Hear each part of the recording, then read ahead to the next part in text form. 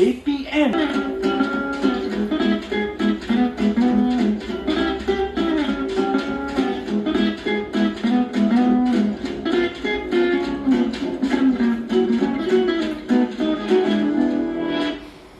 Apa khabar semua? Salam sejahtera. Anda sedang menonton pentaksiran sumatif hanya di Didik TV KPM bersama saya Chris MJ. Dan hari ini kita akan fokus pada mata pelajaran matematik untuk sekolah rendah bersama dengan seorang tetamu khas dari Lembaga Peperiksaan KPM. Jadi jom kita saksikan profil beliau.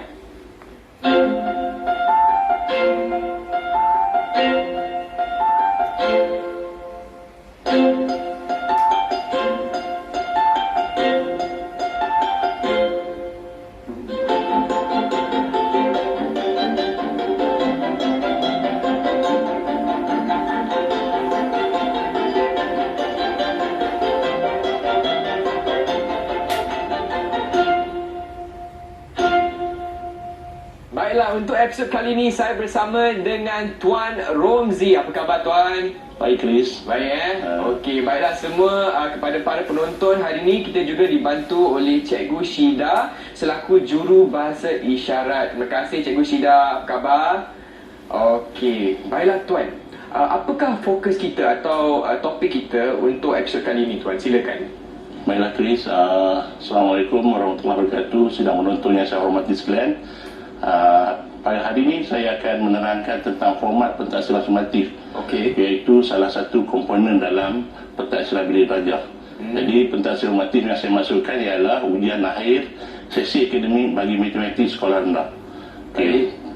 Yang akan kita jalankan pada sesi akademik tahun 2022-2023 sekarang yang berjalan sekarang ini untuk tahun 4, tahun 5 dan tahun 6 di semua sekolah SK, SJKC dan SJKT.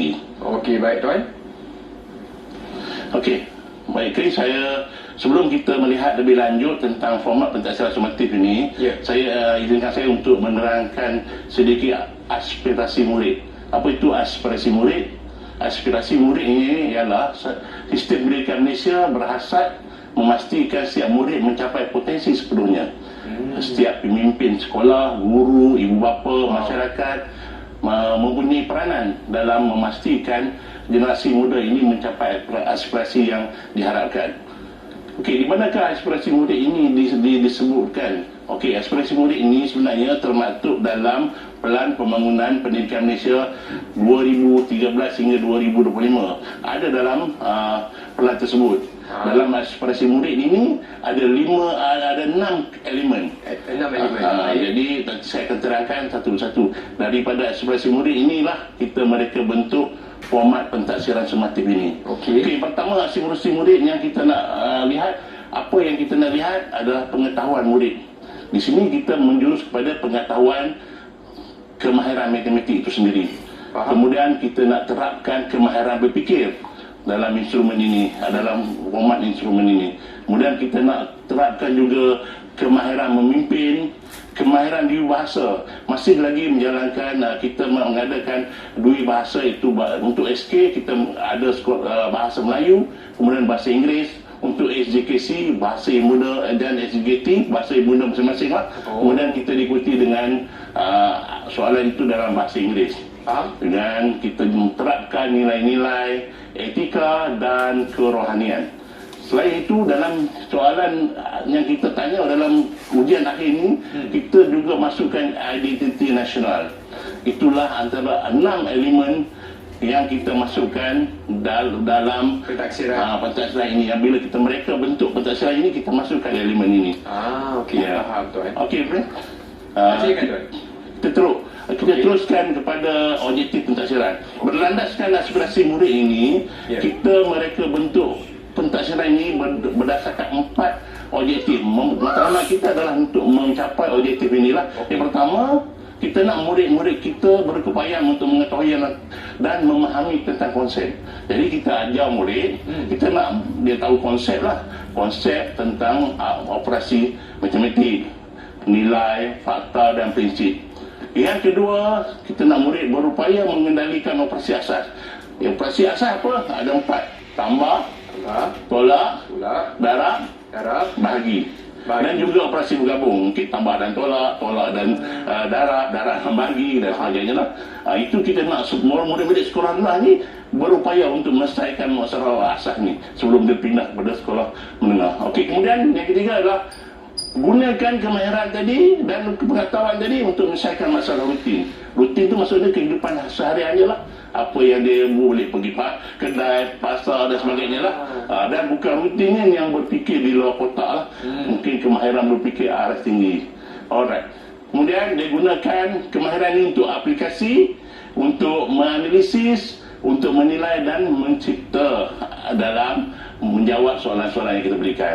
Dan akhir sekali kita nak pastilah murid-murid kita ni ada idea yang kreatif dan inovatif untuk menyelesaikan masalah siswa harian.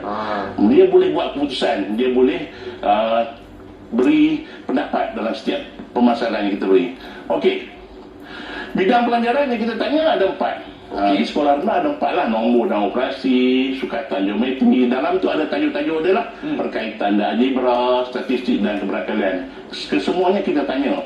Walaupun kita tak tanya keseluruhan tajuk, tapi kita tanya semua bidangnya ada dalam kertas soalan ni lah, ujian ini. Apa bidang, 4 bidang tadi tuan? 4 bidang, nombor dan operasi.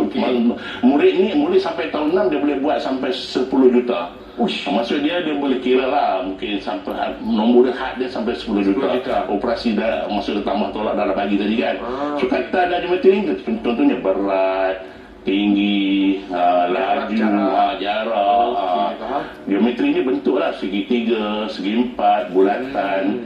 Berkaitan dengan algebra ni adalah proses-proses algebra lah. Kemudian statistik ni macam cari mean, cari apa purata dan sebagainya. Ada dalam tu ada tajuk-tajuk dia lah. Okey, baik. Kita tengok format umum ya. Ini format umum secara umum lah. Okey, dia adalah ujian bertulis lah. Ujian bertulis. Kemudian ada item respon terhad. Kita akan terangkan nanti sebab apa respon terhad dan bersetu ni. Ada 2 bahagian ya, bahagian A dan bahagian B. Bahagian A ada 13 soalan, bahagian B 22 soalan. Membawa kepada keseluruhannya 50 markah. Okey, masa yang kita bagi kepada murid untuk jawab kertas soalan ini adalah selama 1 jam 15 minit. Konsul tadi kita dah sebut, berdasarkan objektif itu kita nilai lah konsul dia, aplikasi pertama pengetahuan dan pemahaman, kemudian aplikasi, kemudian analisis dan menilai, membuat keputusan lah. Kemudian kaedah penskorannya kita buat, murid ada kena tunjuk jalan kerja. Yes Chris, kalau tak tunjuk jalan kerja mungkin kita tak bagi markah lah.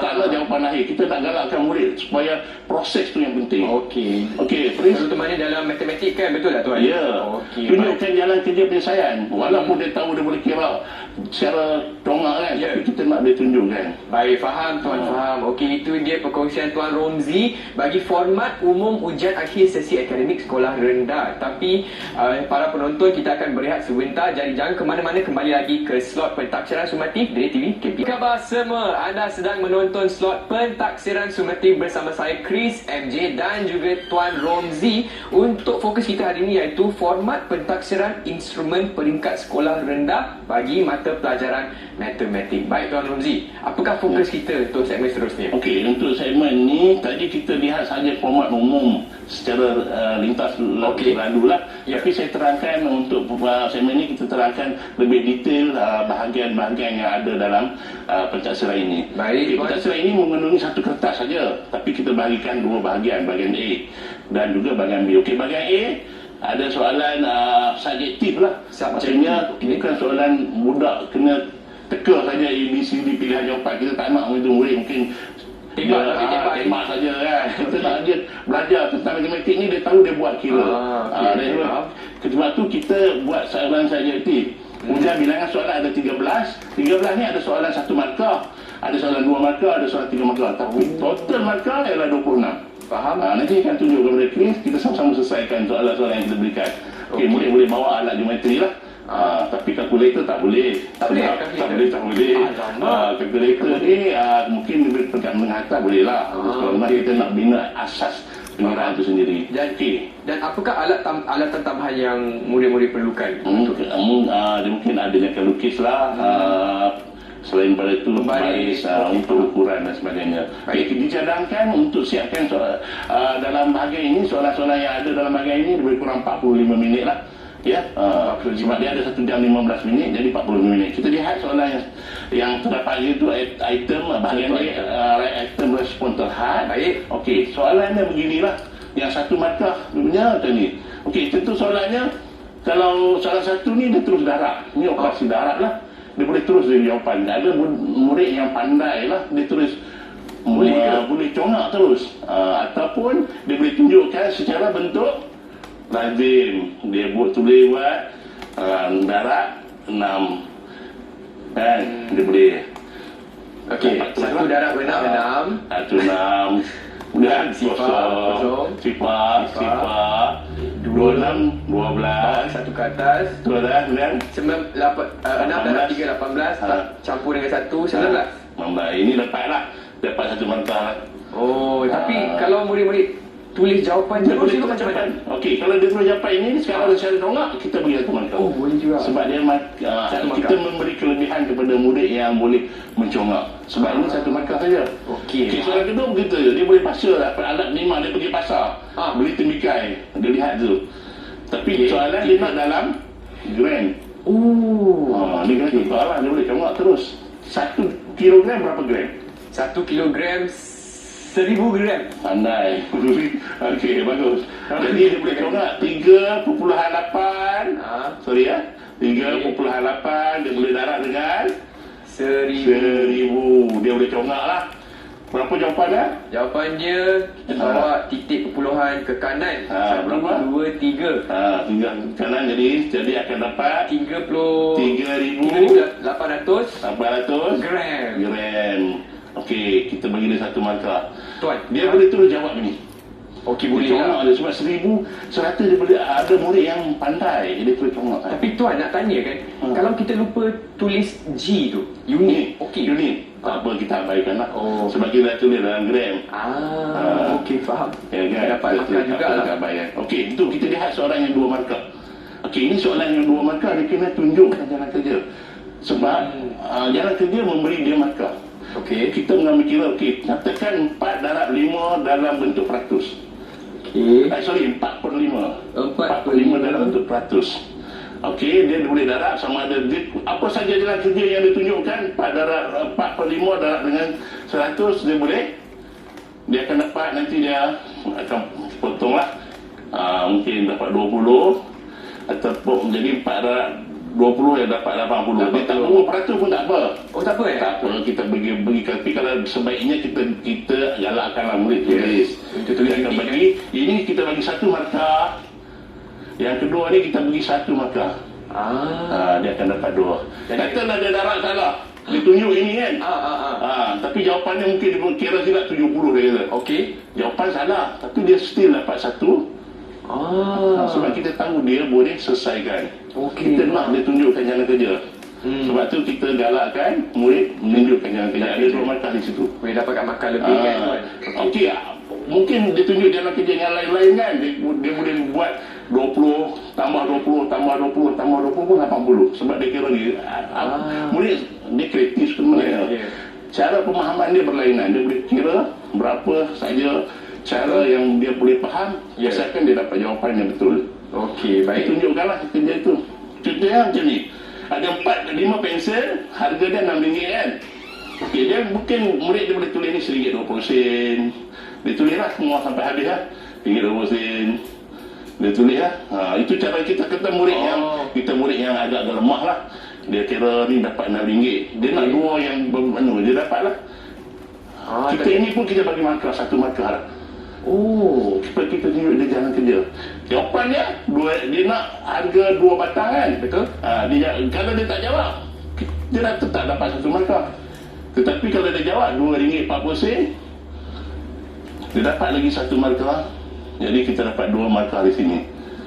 Tahu tak? Kita nak dia faham dan boleh buat. Dia faham, tahu dan boleh buat lah. Apa sajalah, mungkin dia boleh, ada murid yang pandai dia akan tulis RM6 bahagi dengan 5 kan. Itu darab dengan 2. Mungkin murid yang pandai boleh terus. Okey, Okey, faham. seterusnya Ini yang soalan bahagian A yang mengandungi 3 markah. 3 markah, begitu juga 2 markah. Chris, kena buat langkah kerja. Okey. Chris, cuba selesaikan soalan ni. Okey. Aiman bekerja sambilan dan dibayar gaji RM50 sehari. Okey. Aiman tidak bekerja pada hari Sabtu dan Ahad. Okey. Maknanya bekerja satu minggu berapa hari? 5 hari. 5 hari. Okey. Hitung jumlah gaji Aiman dalam tempoh 2 minggu. Jadi 2 minggu tu berapa hari? 5 darab 2 sebab 2 minggu jadi 10. 10 hari. Dia kalau dia dah tunjuk 5 darab 2, dia akan dapat 10 hari kan? Kita bagi dia 10 markah. 10 markah. Sorry. Oh, banyak ni. Satu markah. Saya saja buat kerja lah. 1 markah. Okey. Kemudian jadi 10 ni dia darab dengan berapa ringgit? RM50 tuan. Dia dapat RM50 sehari kan? Ya. Dia dapat lagi satu markah. Dia belum kira lagi. Faham? Dia dapat. Ya. Kemudian totalnya berapa ringgit dia dapat? Dia dapat RM500. RM500. Okey, 500, dia dapat 500. Dia tulis ke RM tu, kita galakkan murid tulis RM lah. Supaya tahu. Tapi kita dapat ini, dapat 1 markah. Jadi total berapa? Total 3 markah 3 markah. Kalau dia buat dekat sini, dia tak jawapan salah. Tapi dia still dah dapat markah. masih dapat 2 markah. Masih dapat 2 markah. Okey. Sebenarnya matematik ini kita menggalakkan tunjukkan proses sebab dia faham mungkin kesilapan kecuaian dia dia mungkin tak dapat markah. Okey, soalan yang ketiga ini, soalan yang nombor 6 ni, dia lebih kepada nilai. Cuba baca soalan ni. Harga sebuah buku ialah RM11.30. Rakan anda ingin membeli 4 buah buku yang sama itu tetapi dia hanya mempunyai RM40. Okey. Berapakah wang yang boleh anda sumbangkan kepada kawan anda supaya dia dapat membeli 4 buah buku itu? Macam susah tuan. Susah ke? Dia sebuah buku RM11.30. Okey. Kita darablah dia nak beli berapa? Dia nak beli 4 buah. Berapa? Okey, sifar 12 5 4 RM40.20. Tapi dia ada berapa ringgit? Dia ada RM40 saja. Dia cukup dah duit? Tak cukup. Okey, sekarang ni ini kita bagi 1 markah kan? Okey. Kita bagi sebab dia dah tahu. Kemudian dia sini dia cakap tidak cukup kan? Betul. RM40 dia kata tidak cukup. So kita bagi dia 1 markah. Okey, yang ketiga kita nak berapakah yang you boleh bagi, dia boleh tolong Aiman apa kawan itu nak beli buku. Okey. Saya tahu tuan. RM45.20 tolak dengan RM40. Okey, kalau dia jawab RM6 boleh tak? Boleh tak? Katalah dia ada RM6 dia bagi kawan. Boleh tuan. Boleh, kita boleh terima jawapannya. Itu nampaknya kita bagi. Kita nak bantu, tapi kalau dia bagi RM5, kawan dia tak cukup beli kan? Tak cukup 20 sen kan? Betul. Dia boleh kata RM5 50 sen. Sini kita bagi 1 markah. Sebarang jawapan yang logik untuk yang seluruhnya, dia kata dia boleh bagi jawapan tepat lah RM5 kan? Dia boleh, kita pun bagi markah, 1 markah. Tapi kalau dia jawab RM6, boleh juga tuan. boleh. RM5.50 asalkan lebih daripada RM5.20. Tuan, kalau RM10 boleh tak? Logik lah. Logik kan? Sebab dia ada nota RM10 tu. Kita nak dia faham atau Dia tidak? faham. Okey. Kalau dia bagi RM4 boleh tak? Tak boleh tuan. Tak cukup kan? Cukup. Jadi di situ nampak tak? Matematik ini mengajar nilai. Kita boleh bantu kawan-kawan. Kalau kita ada lebih, kita tolonglah kawan-kawan kan. Kita mengajar nilai. Di situ kita terapkan nilai di situ. Okey, baiklah. Terima kasih. Okey, Tuan Romzi, Chris pun dah faham. Dan semua faham kan, semua penonton. Baik, itu dia perkongsian Tuan Romzi untuk contoh item bahagian A. Tapi selepas ni Tuan, kita akan pergi ke bahagian B Tuan? Ya, bahagian B. Okey, baiklah. Tapi sebelum itu, kita akan berehat sebentar. Jangan ke mana-mana. Kembali lagi ke slot pentaksiran sumatif di TV KPM. Salam sejahtera semua, anda sedang menonton slot pentaksiran sumatif hanya di DirecTV KPM dan hari ini kita akan fokus pada format pentaksiran instrumen peringkat sekolah rendah bagi mata pelajaran matematik bersama dengan Tuan Romzi. Baiklah Tuan, seterusnya apakah fokus kita untuk segmen ini? Okey, untuk segmen ini kita akan terangkan secara detail pula bahagian B. Okey, tadi bahagian A, sekarang bahagian B. Soalan dalam bahagian B ini juga soalan subjektif, tetapi dia berangkai lah, maksudnya ada pecahan-pecahan dia. Okey, soalan dia tak banyak, ada 2 soalan saja. Tapi markah dia banyak, 24. Tadi ada 26. 26 markah, tapi ada 13 soalan. Banyak soalan, maka ada macam sikit. Okey, alatan sama jugalah, dia boleh guna alat geometri. Kalau ada lukisan dan sebagainya dia kena buat. Okey, dicadangkan murid siapkan bahagian ini dalam 30 minit, mana satu soalan dalam 15 minit lah. Okey, kita tengok soalan dalam bahagian ini. Tapi sebelum kita nak tengok soalan bahagian ini menggunakan tema. Nanti kita tengok dia ada tema, dia adalah tema personal, iaitu dalam itu ada umur, tinggi, berat, jisim, hobi atau kewangan. Ada tema masyarakat, gotong royong dan sebagainya, majlis kenduri, kesihatan, pekerjaan. Kemudian pekerjaan ni macam peniaga, pekebun kan, bekerja sendiri, profesional dan sebagainya. Okey, tema yang keempat ialah saintifik, berdasarkan faktor sains, teknologi dan juga kreatif dan inovatif. Kita lihat terusnya lah soalan bahagian bersutur.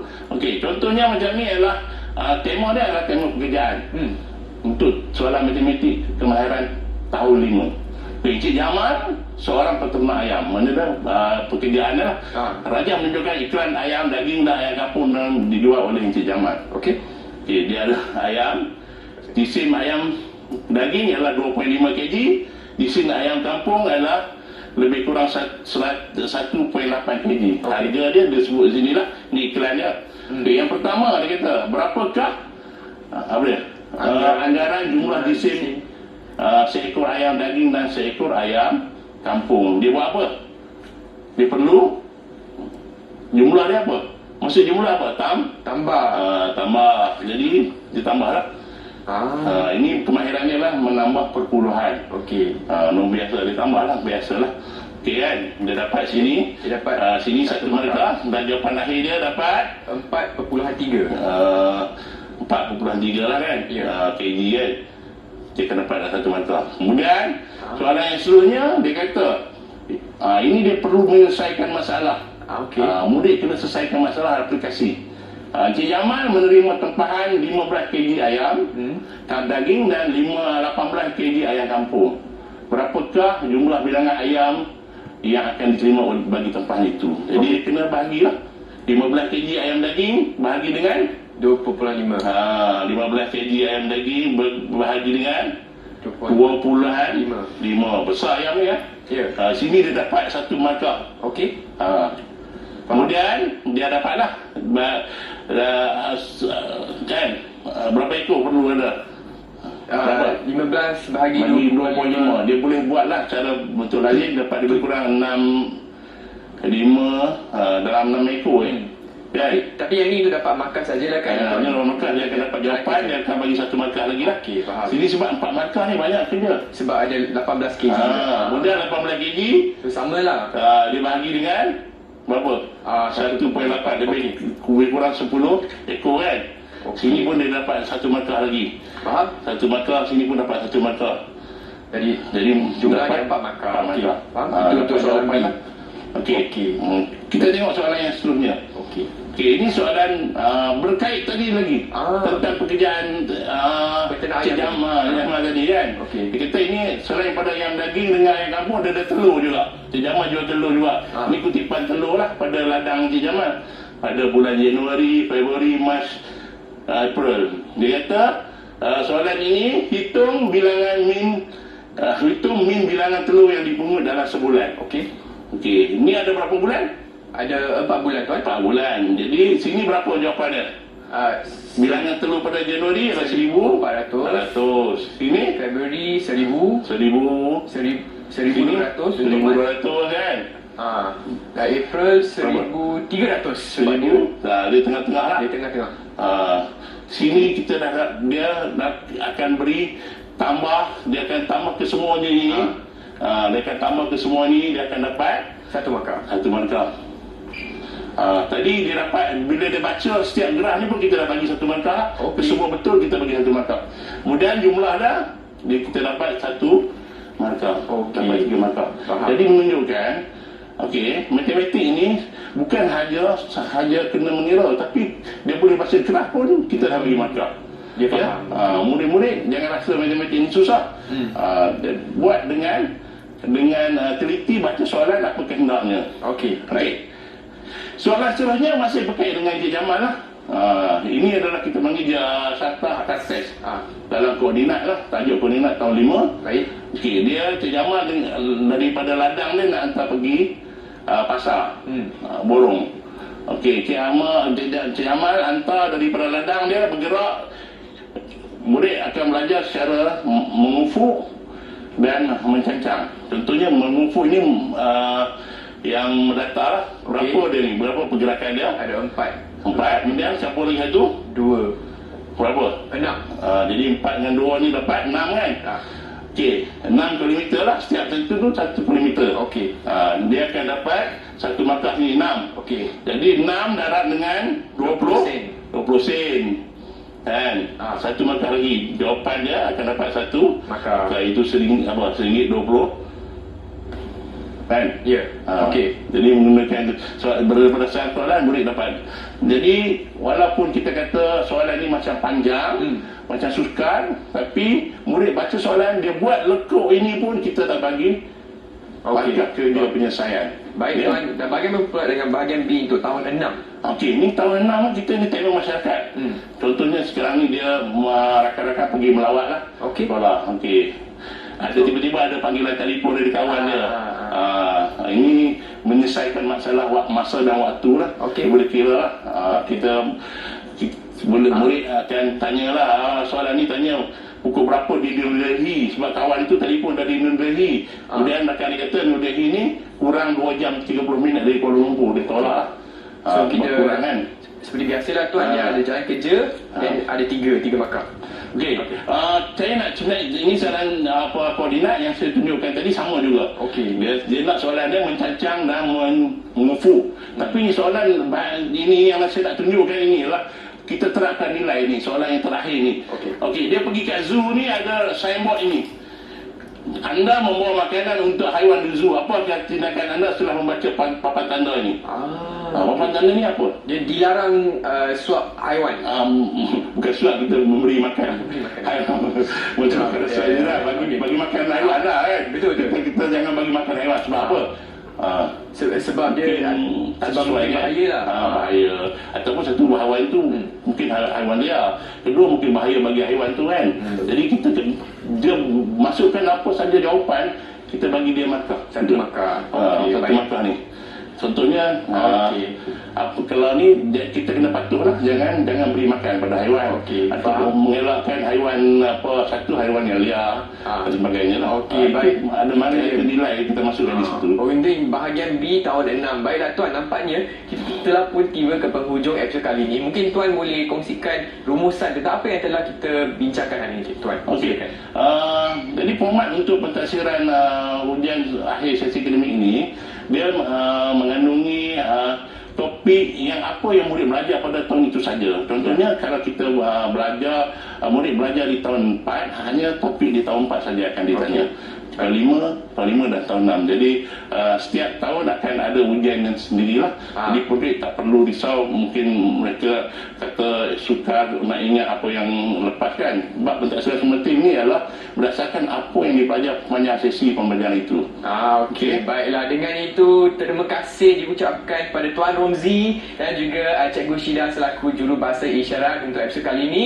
Dan sekian daripada saya Chris MJ, terus bersama kami di Direct TV KPM.